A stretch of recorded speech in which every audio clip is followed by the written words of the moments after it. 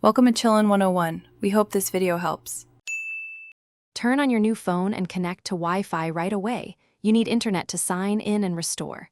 When the setup wizard asks, pick your language and region, then tap Sign in with Google. Use the same account you backed up on your old device so apps and data can transfer automatically. Enter your email and password. If you use two-step verification, have that device or code ready.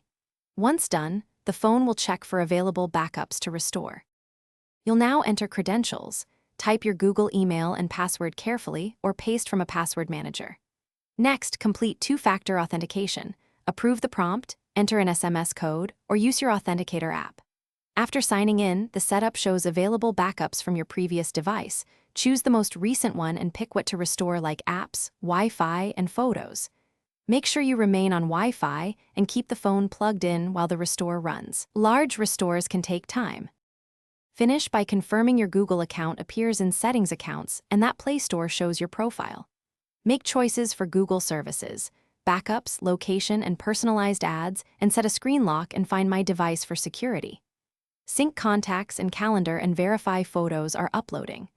If something goes wrong, like sign in failing, make sure the phone's date/time are correct, retry your password, check 2FA device access, or use account recovery. This single troubleshooting step solves most sign-in blockers. Thanks for watching.